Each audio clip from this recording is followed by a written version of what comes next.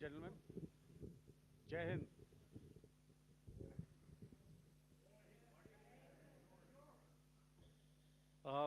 Welcome to this special press conference on Operation Sindhoor. We will begin with opening statements by the three senior officers to my right here, who have been directly overseeing operations during Operation Sindhoor. We have Lieutenant General Rajiv Ghai, Director General Military Operations, who will cover the aspects related to land domain. Air Marshal A.K. Bharti, to his right, Director General Air Operations, will provide insights on the air domain. And to my right is Vice Admiral A.N. Pramod, Director General Naval Operations, who will cover aspects on maritime domain. Following their briefings, we will move on to the question answer session. I now request the DGMO to commence the opening brief. Thank you, Sandeep. A very good evening to all of you, ladies and gentlemen. You are all by now familiar with the brutality and the dastardly manner in which 26 innocent lives were prematurely terminated at Pahalgam on the 22nd of April.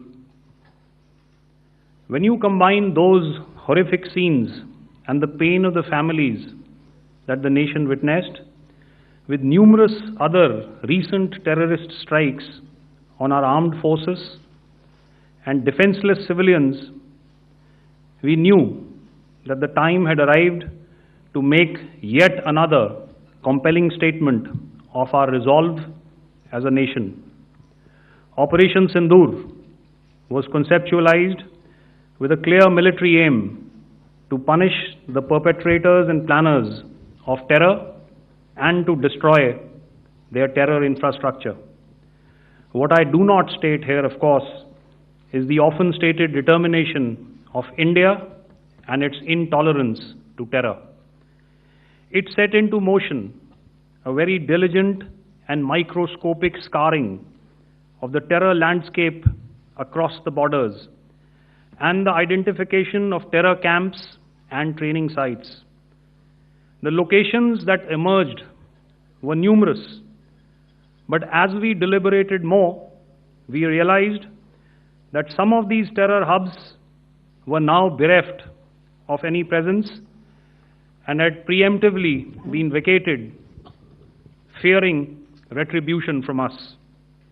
There was also a term of reference and our own binding, self-imposed restriction to target only terrorists and thus prevent collateral damage. There were 9 camps that you are now all familiar with, which were confirmed by our various intelligence agencies to be inhabited. Some of these were in POJK, while there were others that were located in the Punjab province in Pakistan. Nefarious places such as Muridke, the hub center of the Lashkar-e-Taiba, has over the years bred infamous characters such as Ajmal Kasab and the likes of David Headley.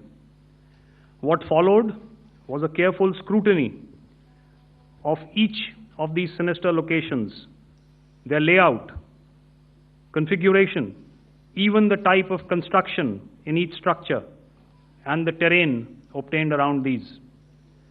This was with an obvious intent to deduce and identify the exact vector that was required for their neutralization, as also the eyes in the sky that we would send up to ensure that we brought back evidence that we had indeed targeted what we set out to.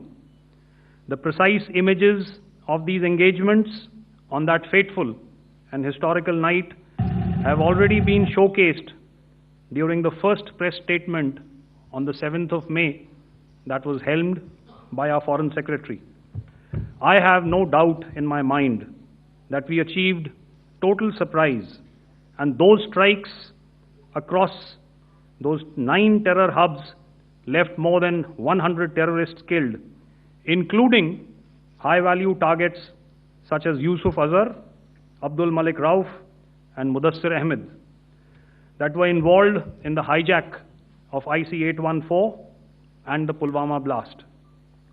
The line of control was also violated soon after by Pakistan, and the erratic and rattled response of our enemy was apparent from the number of civilians, inhabited villages, and religious sites such as Gurudwaras that were unfortunately hit by them, leading to a sad loss of lives.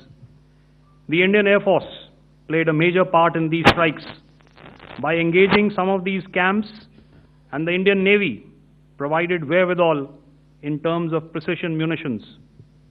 The Indian Air Force obviously had their assets up in the sky, and I will here request Air Marshal Bharti, the Director General of Air Operations, to detail for you the methodology that the men in blue adopted to successfully manifest this mission. Thank you, Rajiv. A very good evening, ladies and gentlemen. It indeed is a difficult time that we have to come here like this and brief you. We could have done without this, but we had no choice. As the DGMO has detailed, the event was precipitated by the dastardly act at Pahalgam. The sequence of events have already been detailed. We carefully selected the targets, and out of the 9 selected targets, the target systems that were given to the Indian Air Force were the notorious training camps at Bhavalpur and Muridke, these being further from the international boundary. Through critical target system analysis, we analyzed what was to be done to annihilate these targets and plan to engage these targets with precision air-to-surface guided munitions so as to avoid collateral damage. The modalities of planning process I will not go through at this instant. However, what I would like to show you is the results that we achieved through our targeted airstrikes. Could I have the second slide, please?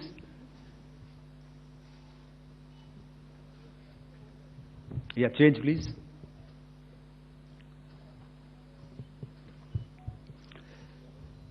Okay. This is what the terror infra at Muridke looks like. If you see, north is as indicated, and to the right is east, where the international boundary lies. Could we have the next slide, please?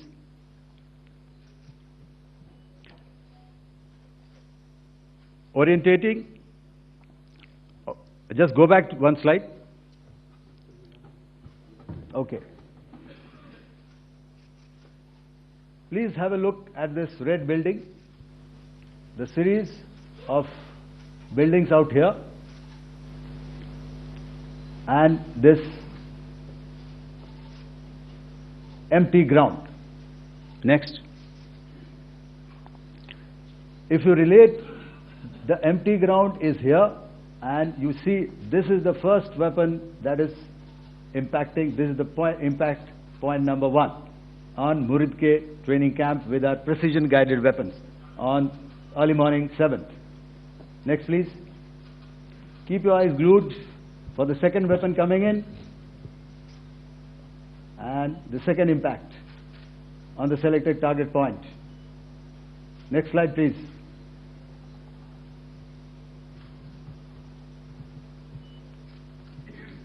Third weapon, third impact.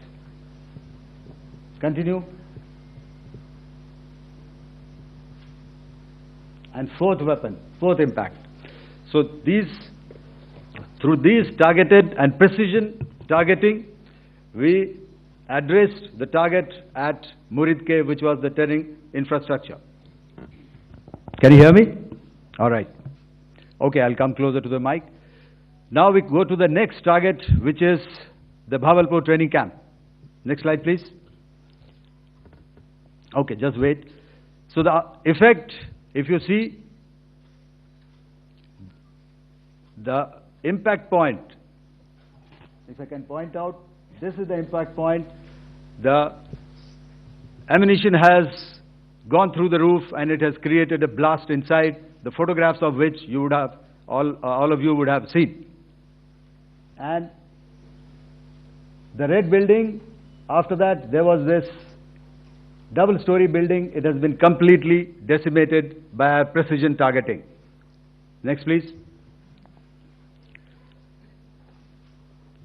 The target system, which was in the north, a series of buildings.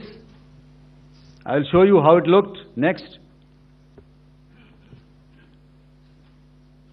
Completely destroyed by our precision targeting. Next.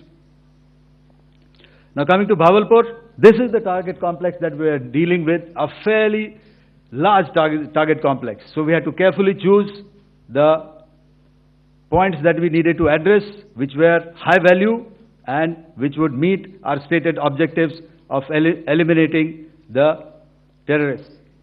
I would like to draw your attention to this red canopy, and in relation to that, I would cover the targets.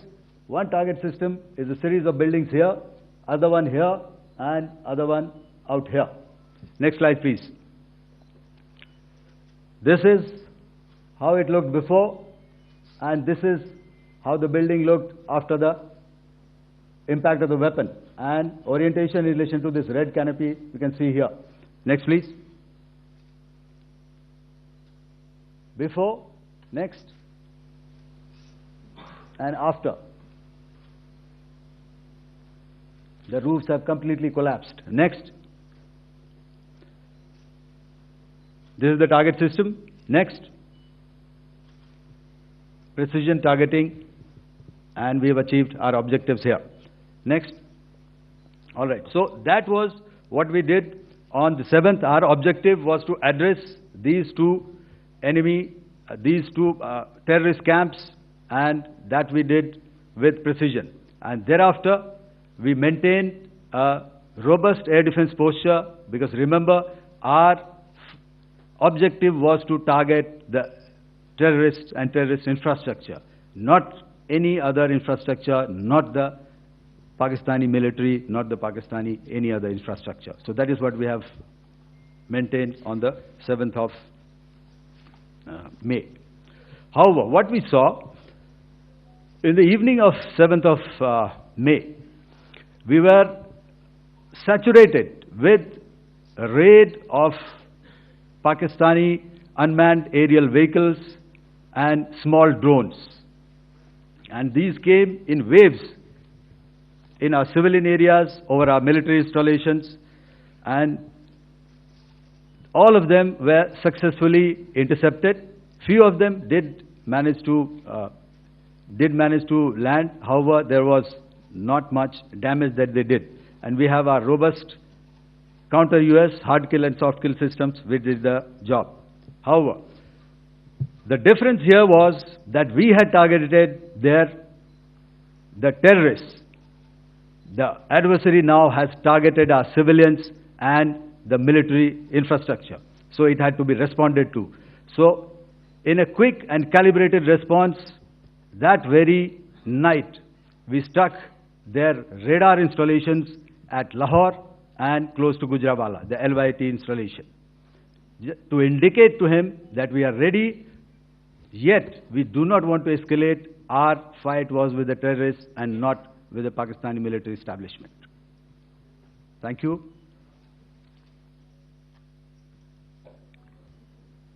Thank you, Air Marshal Bharti. So, ladies and gentlemen, he's outlined operations not only on the night of 6th and 7th of May, when Operation Sindhoor commenced, but also on the subsequent night.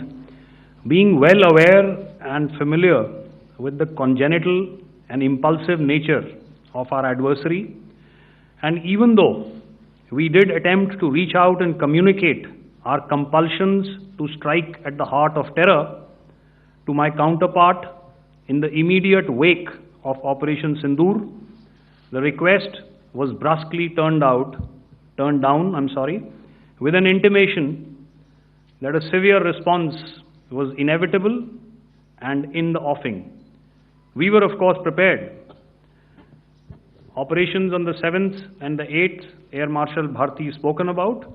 On the night of 8th and 9th of May, they flew drones and aircrafts into our airspace all across the borders and made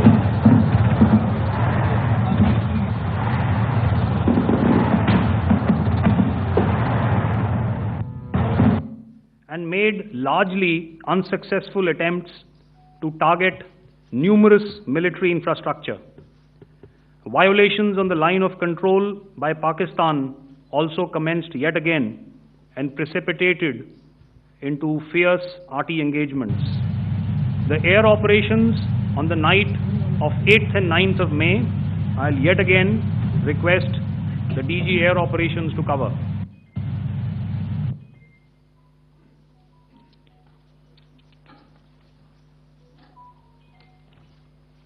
So I just covered what happened on the night of 7th and 8th. What we found that on the night of 8th and 9th, starting as early as 22:30 hours, our cities had a mass raid of drones, unmanned aerial vehicles, UCAVs, starting right from Srinagar, going down right up to Nalia. It was a mass raid in waves, and it was relentless. However, we were prepared, and our air defense preparedness ensured that there is no damage on ground or to any of the intended targets that the enemy might have planned for. The difference between 7th night and 8th night was that on 7th night, he sent in his Yeha class of UAVs, however, these UAVs can go some distance, they are armed.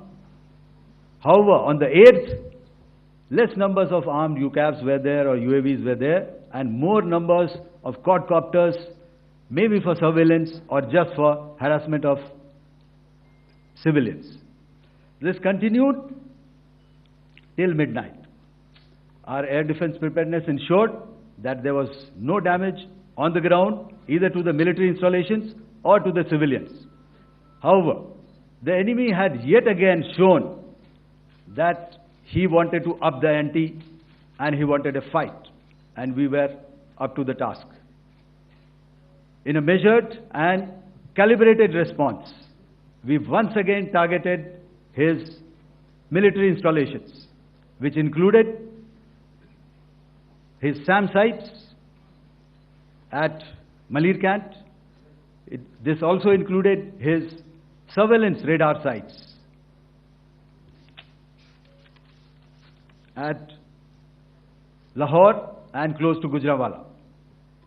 These were suitably addressed, and thereafter his drone attacks continued even till morning, which we countered, and during the daytime there was some respite. Here I would like to bring out another aspect. What we found was that while the drone attacks were being launched from somewhere close to Lahore, enemy had allowed his civilian aircraft to also continue to fly out of Lahore. Not only his own aircraft, but international passenger aircraft, which is quite insensitive, and we had to exercise extreme caution, even at the cost of some tactical disadvantage, to ensure that there is no damage to any of the civilian aircraft. And this was also brought out in our press briefing during the day. So I will now hand over to my colleague to cover the events of 9th onwards. On land, we also undertook certain measures such as deployment of air defense and electronic warfare assets to establish an integrated grid with the Indian Air Force, and I have seen and heard some of you wax eloquent about the benefits of such an architecture when it comes to negating and combating air intrusions. We also carried out deployment to include movement of our forces in the land, sea, and air domains. The night of the 9th and the 10th of May saw similar intrusions by drones and aircrafts, and this time there was a concerted effort to target airfields and some very, very important logistic installations, albeit yet again unsuccessful and denied gallantly and efficiently, I must say, by the integrated Indian Air Force and Indian Army Air Defense. We further strengthened our deployment and also initiated some pressure points to send a very clear and unambiguous message to the other side to desist from any misadventures on land. Some of the airfields and dumps saw repeated attacks in waves from the air. All were thwarted. The Pakistan Army has reported to have lost approximately 35 to 40 personnel in artillery and small arms firing on the line of control between the 7th and the 10th of May. What the other side had probably also not reckoned with was the speedy and precise turnaround and hit back by the Indian Air Force. And I will yet again ask Air Marshal Bharti to speak about these significant and game-changing strikes. I will thereafter request Vice Admiral Pramod, my colleague and Director General of Naval Operations, to tell us about some very telling naval maneuvers in the Arabian Sea that exerted pressure on the night of 9th and 10th of May. Over to you, sir. Thank you. Commencing about 2000 hours, that is 8 p.m. local time, on 8th of May, several Pakistani unmanned aerial systems, drones, combat vehicles attacked multiple IF bases. These included Jammu, Udhampur, Pathankot, Amritsar, Bhatinda, Nal, Dalhousie, Thois, Jaisalmer, Uttarlai, Falodi, Nalia. These were almost simultaneous and they came in waves. All our AD guns and other systems were waiting for them. All these waves were neutralized by our trained crew using the air defense systems that they have, and also some of them were utilized using our legacy systems like Pechoras and IF Summer, which we have recently acquired. And some were neutralized by the Garud snipers. There was no damage on ground from these incursions and these mass raids, if I could call them, from the Pakistani side. However, following these relentless attacks on our air bases, on our forward positions, and on our civilian targets, this was time to convey some message to our adversaries. And therefore, a decision was taken to strike where it would hurt. And towards that, in a swift, coordinated, calibrated attack, we struck his air bases, command centers, military infrastructure, air defense systems across the entire Western Front. The bases we struck include Chaklala, Rafiki, and mind you, Chaklala is Islamabad, Rahim Yar Khan, Sakar, sending a clear message that aggression will not be tolerated. This was followed by strikes at Sargoda, Bholari, Jacobabad. We also struck the C2 centers at Murid, the UAE complex at Murid, Rafiki, radar at Chunia, which I will show you, Rahimyar Khan airfield, and the unmanned combat aerial vehicle hangar at Sakar. I would like to reiterate here that we have the capability to target every system at these bases and more.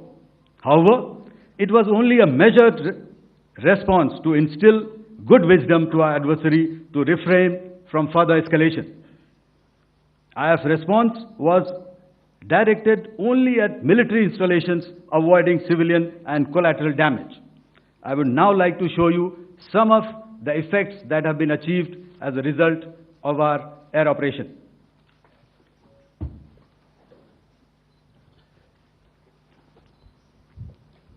Here is the Pasrur air defense system, if you could see. Zoomed up view, this is the radar mounted on a high tower. And after the strike,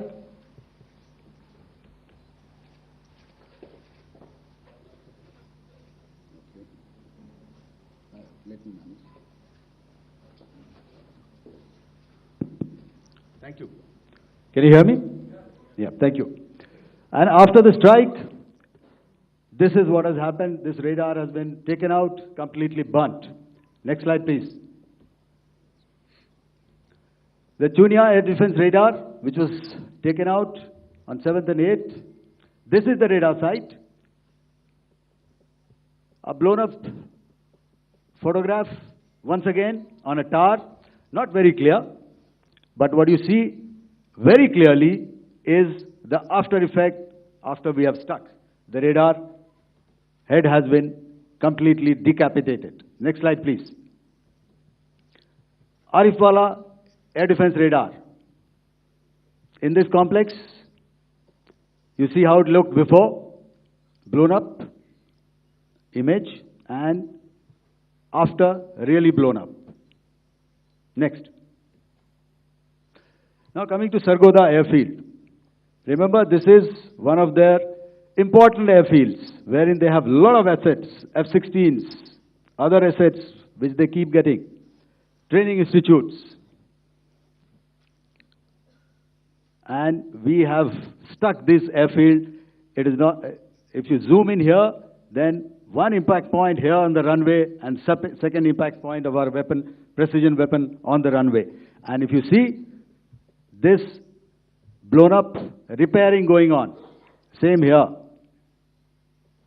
Next. Rahimyar Khan. This is the area we have struck. A deep strike out here and one complex here. So this is how it looked before, and the same.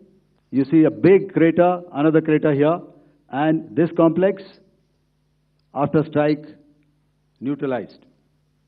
Next. Chaklala airfield, Noor Khan, once again a major air base, a lot of their logistic assets out here. This was the chosen complex that we intended to strike and convey a message. Next slide, please. This is how it looked before, and this is how it looked after our strike. Next. Sakar. We chose the radar site at Sakar.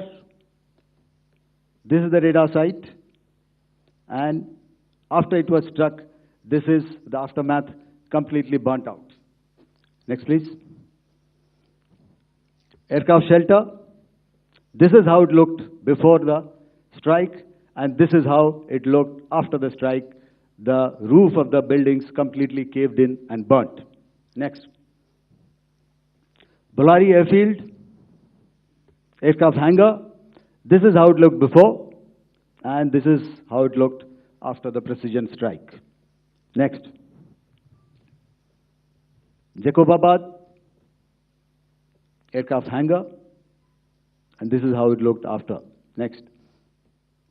So what I'm trying to convey here, ladies and gentlemen, is to start with, Our fight was neither with the Pakistani military nor with anybody else who's there on the other side.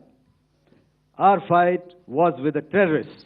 We neutralized the terrorists that we selected to be neutralized, and thereafter we only maintained the air defense posture. However, we were relentlessly pounded by waves after waves, night after night, by his UCAVs, by his drones, and by his other unmanned aerial systems.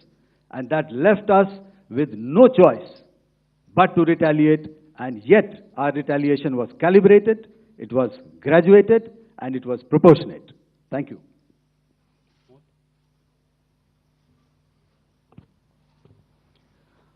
Good evening, ladies and gentlemen. In the aftermath of the cowardly attacks on innocent tourists at Pahalgam in Jammu and Kashmir by Pakistani-sponsored terrorists on 22nd April, the Indian Navy's Carrier Battle Group, surface forces, submarines, and aviation assets were immediately deployed at sea with full combat readiness in concert with the joint operation plan of the Indian Defence Forces. You may be aware that we tested and refined tactics and procedures at sea during multiple weapon firings in the Arabian Sea within 96 hours of the terrorist attack. The aim was to revalidate our crew, armament, equipment, and platform readiness to deliver various ordnance on selected targets precisely. Thereafter, our forces remained forward deployed in the Northern Arabian Sea in a dissuasive and deterrent posture with full readiness and capacity to strike select targets at sea and on land, including Karachi at time of our choosing. The forward deployment of the Indian Navy compelled Pakistani naval and air units to be in a defensive posture, mostly inside harbors or very close to the coast, which we monitored continuously. The Indian Navy maintained seamless maritime domain awareness throughout the duration and was entirely aware of the location and movement of Pakistani units. In effect, we had and continue to have good battle space transparency using our maritime domain awareness grid. As you are aware, our response has been measured, proportionate, non-escalatory, and responsible from day one. Accordingly, the calibrated approach considered all options, including the ability of the Indian Navy for offensive action from and at sea. As part of this escalation control mechanism, the application of force by the Navy was planned in a synchronized manner in coordination with the Army and Air Force, the highlight being teams from the three services working closely in an integrated manner. Along with the kinetic actions by the Indian Army and Indian Air Force, the overwhelming operational edge of Indian Navy at sea contributed towards Pakistan's urgent request for a ceasefire yesterday. As we speak, Indian Navy remains deployed at sea in a credible deterrent posture to respond decisively to any inimical action by Pakistan or Pakistan-based terrorists. Thank you. Samno Varna, Jai Hind. Now I'll hand over to Director General Military Operations for further proceedings. Ladies and gentlemen, on the 10th of May, in the morning, even as we were getting into a huddle to wargame the events of the previous night, a routine exercise, I received a message on hotline from my counterpart in Pakistan seeking my willingness to communicate. Since our initial aim was to strike at terror camps, and all our actions in the subsequent days were in response to the intrusions and violations by the Pakistan Air Force and its army, it was decided that I would indeed speak with my counterpart.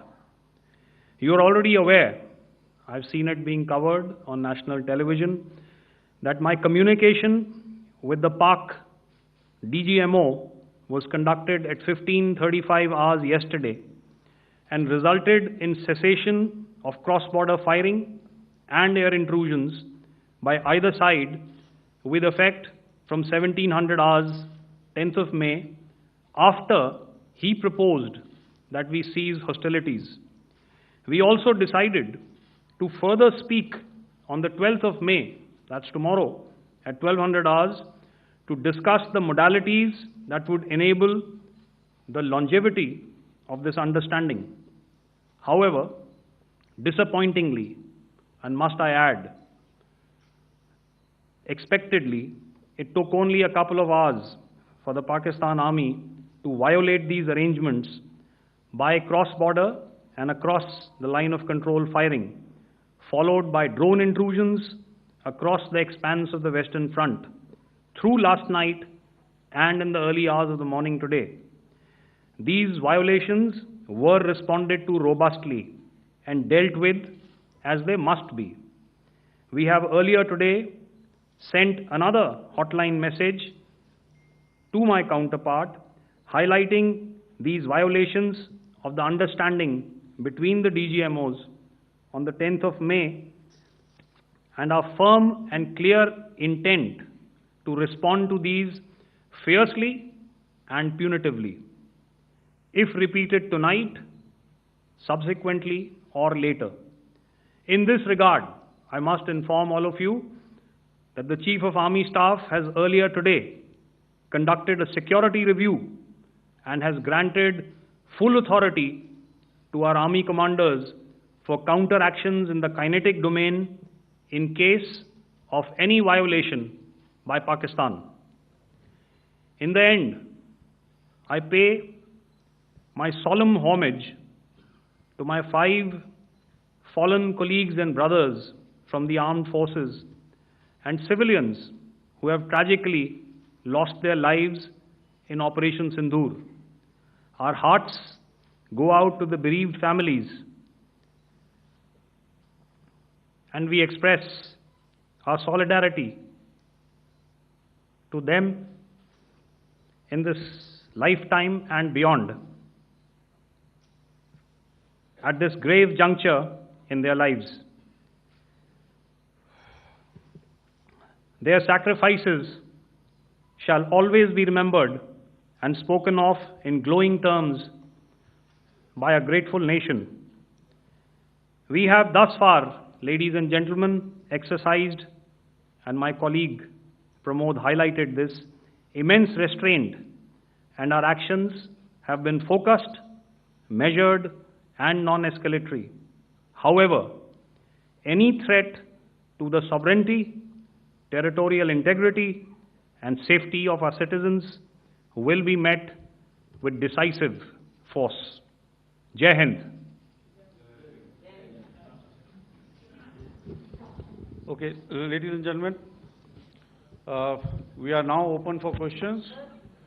All right, now, since I would not know all of you, I would expect you to please raise the placard or your hand, and once I indicate, I expect you to please give out your name and the media group that you belong to. Keep your questions short so that we can take as many questions as possible. Also, ladies and gentlemen, kindly bear in mind that confidential aspects may not be answered by the 3 DGMOs. Right.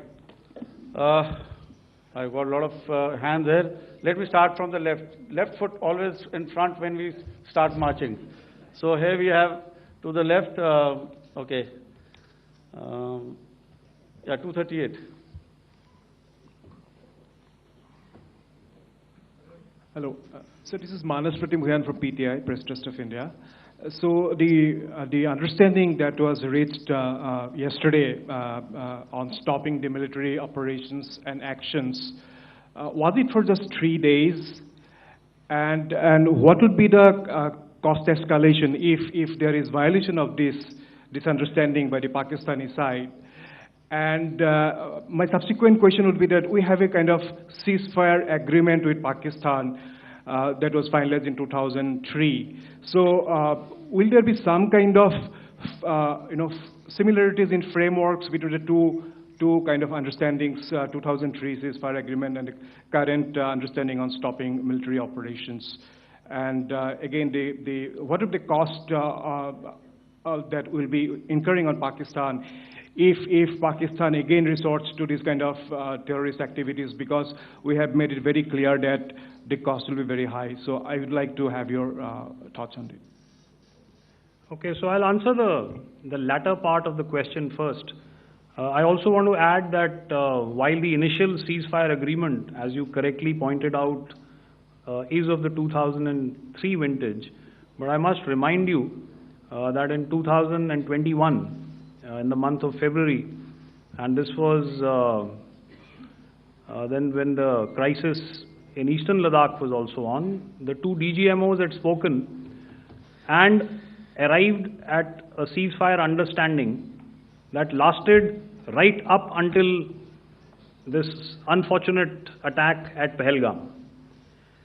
Once our Foreign Secretary had announced the decisions of the CCS in the immediate wake of that attack, he had announced certain measures, and then of course Pakistan had in turn made its own announcements.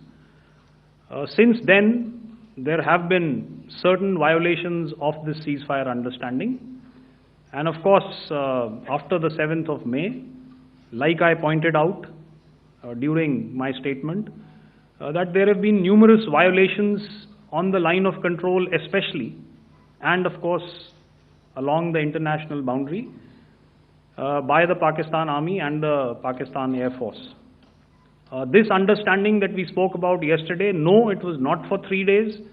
It was first to stop aggressive and hostile activities immediately, let that order and direction settle down for about 36 hours, and thereafter discuss modalities, like I said, to ensure its longevity. That is tomorrow, on the 12th of May. But unfortunately, we had a violation starting at approximately 1900 hours last night. And we've sent a communique, like I said, to the Pakistan Military Operations Directorate. And we will await as to what happens tonight.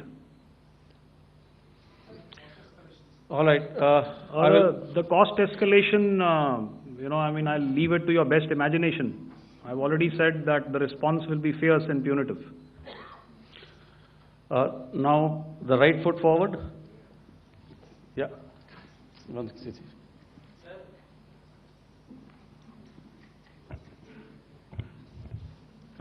Sir, I am Ajit Dubey from ANI, sir. Sir, my question is that you talked about the loss of lives to the Pakistan Army, that was around 35 to 40 kills secured by the Indian Army. Sir, can you tell us what would be the total loss of life to the Pakistan Army in both Army and Air Force attacks, sir? And how good was the performance of the BrahMos, Scalp and the S-400 during the operations? And sir, since we have just one no line, multiple sir. questions, please. Sir, all right. And since sir, we have achieved such a spectacular, we have made good achievements in this entire operation, can we say that we have emerged victorious, or we have a big upper hand over the Pakistanis in this entire conflict? Thank you very much, sir. So I'll answer the question about the loss of lives on the other side. Of course, there are various means to ascertain that number. There is information from various agencies that come in. There are, of course, on the line of control, other ways to find out as to what has been the effect of what you are doing there in ceasefire violations. So therefore, I mentioned 35 to 40 on the line of control, and please remember that once Operation Sindhoor was launched, the responses of the Pakistan Army were also on Indian Army or the Indian Armed Forces infrastructure. Let me put it that way. So that's why I did not cover casualties of the Pakistan Army, at least in the initial phases of battle, because those were not our targets. Our targets were terror-oriented, and of course later, once they launched air intrusions and air operations on our infrastructure, we've used heavier weapons, and of course there would have been casualties, but those are still being assessed. The effects of the weapons that you mentioned, I will request Air Marshal Bharti to apprise all of you about those. Good evening, Mr. Sujit. How are you? Ajit. Okay, we're meeting after some time. I never mentioned about any of the weapons that we used. Check. Okay. What I was saying, that I never mentioned of any of the weapons, the caliber that we used. All right. So we'll leave it at that. Those are matters of operational details which I would not like to go into.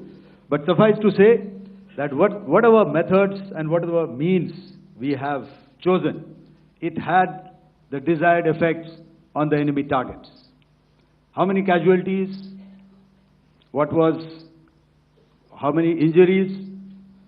Well, to start with, our aim was not to inflict casualties, but in case there have been, it is for them to count. Our job is to hit the target, not to count the body bags.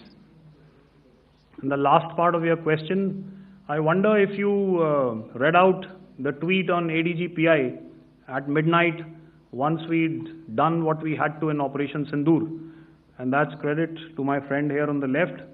Justice has been served, Ajit. That is all that I will say. Ajit, I'll request you to, refrain putting words into his mouth. All right. Yeah, I'll come back to the left. 147. Sorry, 47. No, one word. 47. Did I see it here or? Yeah. Good evening, gentlemen. Sorry, 147. I saw it there. Sorry. Yeah. Since I've already said 147. Start, please. Hi, sir. Good evening. This is Shivam Patel from Reuters News Agency. Thank you for giving me the opportunity. My question, sir, is how many military targets did Indian Armed Forces strike in Pakistan in response to the attacks from Pakistan? How were these targets selected? And how many troop casualties have been there in total on both sides, if you can give details? Thank you. I'm sorry, where are you? I haven't spotted his... He's to the right. Okay. Can you just repeat that for me, please? Sure, sir. So my name is Shivam Patel. I'm from Reuters News Agency. My question is, how many military targets in total did the Indian Armed Forces strike in Pakistan in response to the attack from Pakistan? How were these targets selected? And how many troop casualties have been there on both sides, if you can? So you're speaking of the targets that I mentioned in the wake of the attack at Pahalgam, right? Military targets, after response. Yeah, I think it's amply clear to everybody here that the Pakistan Army has not crossed the international boundary, neither in the plain sector nor on the line of control. So the intrusions have been in the air. There have been certain attempts on the line of control when ceasefire violations have been on to try and infiltrate and carry out and perpetrate activities that we are all very well familiar with. Whether these are by terrorists or by the Pakistan Army or its special forces and commandos is difficult to say, but each of these have been effectively thwarted. So therefore, as far as engagements of military targets on the other side is concerned, I thought Air Marshal Bharti covered those very well and in detail, and he also mentioned as to how they went about targeting those. I think those images were very clear and very, very graphic in telling us as to what we needed to hit. And you'll remember right at the outset I said that we even went into what was the construction in each of these locations, and therefore decided on the vector that had to be utilized. Please. Okay, if I could add to what the DGMO has said, I have already detailed the targets. Now, whether it is X numbers or Y numbers that is immaterial. And what damage have we inflicted? You have seen. What are the casualties on the other side? As I said, that is for them to count. As far as we are concerned, from the air defense side, if they had a choice, they would have definitely come in. They are fighters, there are more numbers of UCAVs. It is not that they did not intend to come in. It is only that our robust AD posture prevented them from coming in. So that must be known, and that must be realized by all the audience here. Yeah, I'll come to the left now, 24.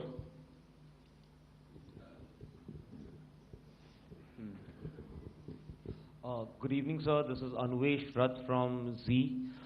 Sir, I wanted to know on the first briefing, which was done by FS and two representatives from Air Force and Army, you showed a list where there was 21 places in that list. You have stuck 9. Are more operations going to be held? Is Operation Sindhoor still on? And the second question, thank you, sir. Thank you so much. And also, I want to congratulate all three of you for a fantastic operation that you guys have done. Thank you so much. Thank you so much for that one question. Yeah. Sir, the question. Unfortunately, Rath, is that your name? I'm sorry. You know, as far as operational details are concerned, I am not in a position to share those right now. But I think I'll take a cue from Pramod. You know, he said towards the end that the Indian Navy is still in a posture that is deterrent.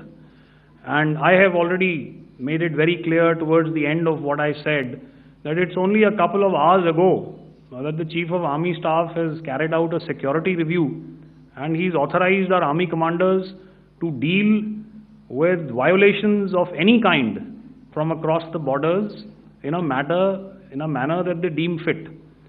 So again, to reiterate, the response will be fierce and it will be punitive.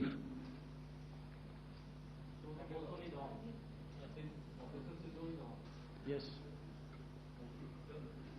163. I'll go back this side now. Yeah, 255. She said middle wale kya karenge, so 255. Oh, sorry. Good evening, sir. Yeah, I'm Shailesh from National Defense. Please allow me, first of all, to pay my gratitude for protecting us Indians. Thank you very much. Sir, since the enemy has been talking about taking down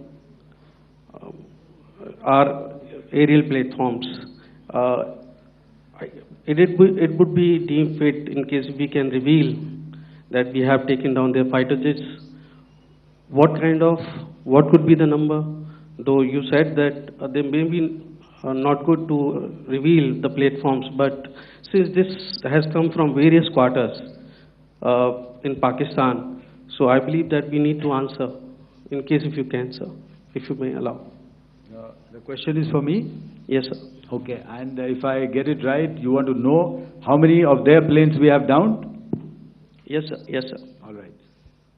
See, as I said, their planes were prevented from coming inside our border. All right. So we do not have the wreckage with us, but definitely we have downed a few planes. Numbers, we would not like to hazard a guess out here. Okay. I have the numbers. Okay, and we are getting into the technical details of it to establish it. So I would not like to put a figure at this time, but definitely there are losses from their side which we have inflicted. Were they please don't ask. Were they fourth generation plus, sir?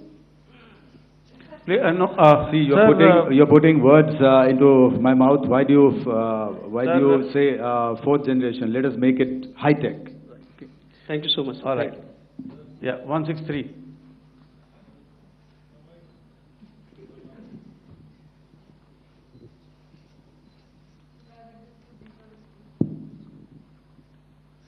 Sir मैं मंजीत नेगी हूँ आज तक से। मेरा सवाल ये है कि इस पूरे ऑपरेशन में जो आतंकी ठिकानों को निशाना बनाया गया, क्या नंबर्स कुछ बता सकते हैं कितने आतंकी मारे गए? कुछ नाम सरकार मतलब कुछ नाम मीडिया में आए भी हैं जो बड़े उसके मास्टरमाइंड थे। और एक सवाल जो आज एयरफोर्स ने भी एक ट्वीट किया कि ऑपरेशन सिंदूर अभी जारी है और सरकार की तरफ से भी कहा गया। और पिछली बार जब विदेश मंत्रालय की प्रेस कॉन्फ्रेंस पहली हुई थी उसमें वो लिस्ट दिखाई गई थी कि 21 टेरर कैंप आइडेंटिफाई किए गए हैं। तो क्या जो बाकी बचे हुए टेरर कैंप हैं उन पर भी कार्रवाई होगी? और एक नंबर अगर आप बता पाएं कितने टेररिस्ट मारे गए? Sir, before you answer, sir, before you. Manjeet ji, 3 questions. The third one has just been asked here before. So 21 this thing. So I'll request the first to be answered so that we have more number of people who can ask. Manjeet, जब मैंने statement दिया तो मैंने शुरू में ही कहा कि जैसे ही ऑपरेशन सिंदूर कॉन्सेप्चुअलाइज हुआ तो हमारा जो पीछे की कार्रवाई होती है स्पेड वर्क और टारगेट्स को आइडेंटिफाई और एनालाइज करने की कार्रवाई शुरू हो गई थी। मैंने जब स्टेटमेंट दिया तो मैंने बताया कि बहुत सारे थे, हमने 21 दिखाए होंगे और भी हैं, लेकिन वो लिस्ट फिल्टर करते करते 21 तक पहुंची। अब क्या आगे एंगेज किए जाएंगे? अगर ज़रूरत पड़ेगी तो ज़रूर एंगेज किए जाएंगे, लेकिन मैंने बताया कि इस समय जो इंट एजेंसीज ने हमें बताया कि फलाने कैंप में प्रेजेंस है, हमने उनको एंगेज किया। कुछ नाम मैंने लिए, कुछ नाम अभी पुख्ता किए जा रहे हैं। मैंने आपको बताया कि जो इंट एजेंसीज ने अभी तक असेसमेंट किया है उसमें उन्होंने कहा है कि तकरीबन 100 से ज़्यादा मारे गए हैं। और एक आज आपने तस्वीर भी देखी कि काफ़ी प्रोमिनेंट जो फ्यूनरल था, काफ़ी प्रोमिनेंट एक जो हस्ती हैं वो ऑर्गेनाइज कर रहे थे, और उस फ्यूनरल में और कौन कौन लोग अटेंड कर रहे थे वो तो आपने देखा ही। तो आप लोग सब समझदार हैं और मुझे ये कहने की ज़रूरत नहीं है कि इन लोगों को कहाँ से सपोर्ट मिल रहा है। अगर नहीं मिल रहा होता तो ऑपरेशन सिंदूर नहीं होता, तो उसी की वजह से है ये ऑपरेशन। तो मेरे ख्याल से मैंने आपके सारे सवालों का जवाब दे दिया। Ma'am, sir next is from 17। Sir मेरा नाम अंजू निर्वाण है, TV9 भारतवर्ष से। सर मेरा सवाल ये है कि ऑपरेशन सिंदूर में हमारी जो इंडियन नेवी है उसके बारे में सर थोड़ा सा बताएं कि किस तरह की उसकी भूमिका रही, क्योंकि हमने इस दौरान सर देखा कि बहुत सारी स्पेकुलेशन भी रही और ये बोला गया कि कराची तक हमारी नेवी ने ऑपरेशन किया है। तो सर इस पर थोड़ी सी क्लैरिटी चाहिए। और सर हमने कौन कौन से फाइटर एयरक्राफ्ट डाउन किए हैं, अगर उसका भी थोड़ा सा क्लैरिटी मिल जाए तो अच्छा रहेगा। तो मैं आपका पहले सवाल का जवाब दूंगा। I will make few sentences and leave it for your imagination. First of all, as I mentioned, we have quantitative and qualitative edge to deliver a massive blow to our adversary, and we completely dominate in the maritime front. Indian Navy's action is part of the escalation ladder mechanism which we have worked out amongst 3 services. This time, if Pakistan dare take any action, and Pakistan knows it, what we are going to do. That's all. Okay. आपके सवाल का जवाब मैं पहले दे चुका हूं। आपके सवाल का जवाब मैं पहले दे चुका हूं, इसलिए मैं बस उस तक ही सीमित रखूंगा और इतना कहना चाहूंगा कि आने वाले दिनों में आपको खुद ही पता चल जाएगा, और ऐसी बातें छुपी नहीं रहती हैं, तो पता चल जाएगा। So at this time we'll just let it be. Okay, ladies and gentlemen, we have 1 or 2 more questions, sir. So Please, please. They are going to be outside. You can speak to them there also. 104. 104.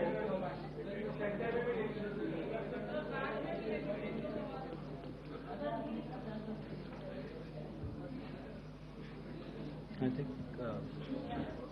Yeah, ask. Sir, Dinakar with the Hindu newspaper. Are you surprised that you got this question? No, sir. I'm waiting for this to look. Sir, can you give a number of assets we lost, because there's been a lot of speculation going on, international media writing a lot of things about our platforms, including Rafale. I mean, Pakistan claiming that Rafale has been downed, etc. Can you put that question to rest and clarify on that? I guess that question is for me. All right, I'm happy that you've asked this question. You know, we are in a combat scenario, and losses are a part of combat. The question that you must ask us, okay, and indeed that we must ask ourselves, you inclusive, is have we achieved our objectives? Have we achieved our objective of decimating that terrorist camp? And the answer is a thumping yes. And the results are for the whole world to see. As for the details, what could have been, how many numbers, which platform did we lose? You know, at this time, I would not like to comment on that, because we are still in a combat situation. And if I comment on anything, it will only be advantage adversary. So we don't want to give him any advantage at this stage. All I can say is that we have achieved our objectives that we selected, and all our pilots are back home. Thank you. Okay, hold. Please don't. Please be civil here. So we'll have 220 now. Hello sir, this is Anita Chaudhary sir from Swadesh newspaper. मेरा सवाल है, क्योंकि ये हमारे जो पहले जो action रहा वो आतंकवाद के खिलाफ रहा, तो आतंकवाद में अजहर मसूद की तरफ से एक बयान जारी किया गया था जिसमें उन्होंने कहा कि हम इसका बदला लेंगे और जाज जाज रुलाएंगे। तो क्या अगला, अगर खुदा न खास्ता अगला टेरर अटैक किसी भी तरह का होता है, तो क्या उसे एक्ट ऑफ वॉर में हमारी तरफ से लिया जाएगा और उसका क्या माकूल जवाब दिया जा सकता है? मेरा इसमें सिर्फ एक ही जवाब है आपके लिए कि हमने अपनी कार्रवाई करी। हमने उसके बाद मैंने अपने स्टेटमेंट में भी बताया कि ये कम्युनिकेट करने की कोशिश करी कि हमने इस तरीके से ये जो स्ट्राइक्स हैं वो क्यों की। लेकिन जो हमारा एडवर्सरी है उसने जैसे मुनासिब समझा वो कार्रवाई करी। तो आपने देखा कि ये जो एक्टिविटीज़ चल रही हैं 3-4 दिन से, ये कोई वॉर से कम नहीं है। नॉर्मल सर्कमस्टांसेस में एक दूसरे देश की एयरफोर्सेस हवा में नहीं उड़ती हैं और एक दूसरे के ऊपर स्ट्राइक्स नहीं करती हैं। हर रात इंट्रूजन्स नहीं होते हैं। लाइन ऑफ कंट्रोल पर सीज फायर वायोलेशंस, आपके एक साथी ने सवाल पूछा था शुरू में, एक सीज फायर अंडरस्टैंडिंग था, वो भी जा चुका है। उस सीज फायर अंडरस्टैंडिंग के जाते जो फायरिंग हो रही है लाइन ऑफ कंट्रोल में, उसमें घुसपैठ की कोशिश हो रही है। आमतौर पर ये घुसपैठ लाइन ऑफ कंट्रोल में टेररिस्ट करते हैं, लेकिन हमें इंफॉर्मेशन है कि हो सकता है ये पाकिस्तान आर्मी की टोलियां भी हों जो हमारे पोस्ट के ऊपर खामी पहुंचाने की कोशिश कर रही हैं। तो ये सारी एक्टिविटीज़ तो वॉर में शामिल हैं। तो ये कहना मुश्किल है कि आगे क्या होगा, वो स्पेक्यूलेटिव जोन में आ जाता है और मैं स्पेक्यूलेट नहीं करना चाहता हूँ। हर एक सिचुएशन अलग होती है और उससे एक तरीके से डील किया जाता है। सर मैं एक सवाल इसका मैं जवाब देना चाहता हूँ, एक मिनट। हम जो मिलिट्री होता, our main job is to prevent war and maintain peace and stability. So it is not that our response is a graded response. That means अगर किसी ने किया तो उसको ग्रेडेड उसमें किया। जैसे टेररिस्ट एक्शन हुआ तो what we did is the terrorist action and we destroyed all the terrorist camps. उसके बाद आपने देखा कि उनने थोड़ा सा कोशिश किया तो हमारे एयरफोर्स एंड आर्मी ने क्या किया, तो मिलिट्री टारगेट्स हैं उनको उनके ऊपर थोड़ा. So our aim is to maintain peace and tell our adversary that you do this and the response will be bloody. Okay, now as per the, please, we'll have 166 and 25 and after that no more please. Sir, this side. Ladies and gentlemen, please maintain, I request you to please be quiet. Jal Ghai? No. This side, sir. We have only two questions left, 166. Yeah, please ask. So I'm Rahul Singh from Hindustan Times, sir. So you were totally on top of the game in the kind of losses you've inflicted on the enemy. I mean, we saw the slides and everything. So it kind of comes across that you were batting it 99 and you decided to declare your innings. What are your thoughts on that, sir? And do you think, are you weighing the option of the Pakistan army using this time, buying this time of the so-called ceasefire or the understanding? And you talked about how they could not be trusted. So buying time to kind of build up their war reserves, getting stuff from their friends like Turkey or China, are we considering that possibility, sir? Look, see, the call came from the Pakistani side to speak about cessation of hostilities. What pauses mean during such conflicts is known to everybody. You know, I don't want to go into the pros and cons of how preparation for war is made. You know, that is a process in itself. But I think my senior colleague here, the DG Air Operations, spoke, or he alluded at least, you know, to what this operation was precisely and specifically meant for. And I think that's something that we achieved, you know, right at the outset. Had we had the option not to go further, we probably wouldn't have. But we've been compelled to be in this situation. And as you've seen, the armed forces of India, and you know, you've got the three Director Generals sitting here, we are always prepared to face any eventuality. And like I said, that's for the sovereignty, the territorial integrity, and the safety of our citizens. So whatever has to be done will be done. You know, I'm not so concerned about what Pakistan will do in this time. I'm only concerned about what we will do. We have a roadmap and a plan, and we will follow it diligently, and we will follow it to the T. You know, that's the contention that I want to make here today. Ma'am, please. Okay, the last question, and ma'am, 25. She has been asking since the first one. Sir, I'm Nandita. Sir. She's not asking a question. Sir, I'm Nandita Dagar, DAGAR from DD News and DD India. Sir, I wanted to ask you that my question is to General Ghai. Sir, you spoke to your counterpart yesterday and the Pakistani counterpart. Sir, what is the Indian Army's assessment that despite that agreement, that talk that you had, despite that agreement coming into effect at 1700 hours yesterday, why did they violate it? And number two, yesterday at the Joint Defense Ministry and Foreign Ministry briefing, Wing Commander Vyomika Singh and Colonel Sophia Qureshi had told us that we have cited the Pakistani troops amassing at the borders and at the LOC. Sir, has that situation changed? Have they withdrawn?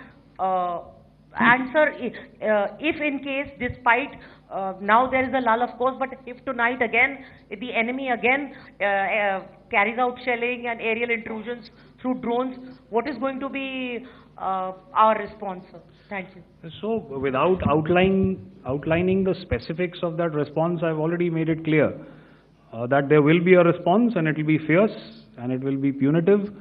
Why the Pakistan Army chose the option of violating the understanding that was arrived at earlier yesterday, I think that's a question that we best answered by the Pakistan DGMO. I wouldn't be able to, give you that. But, in situations such as these, and if you go back into any conflict, sometimes these understandings take time, to fructify and manifest on ground. But without, getting into the reasons. It is our mandate to be prepared at all times, and that we were. It's not as if because there was an understanding we weren't prepared. I must tell you that the armed forces were on a very, very high alert, and they continue to be in that state even as we speak. Oh, all right. Ladies and gentlemen, please, ma'am, please. Okay, thank you so much for coming today. Those who have missed asking a question, those who have missed, see, I knew I'll grab this attention from you like this. Those who have missed the opportunity to ask a question can give me a written one. I will definitely get back to you with that. And also, they are they are invited for a cup of tea in my office day after tomorrow. Thank you, ladies and gentlemen, for coming. Thank you. Thank you very much. Jai Hind. Jai Hind.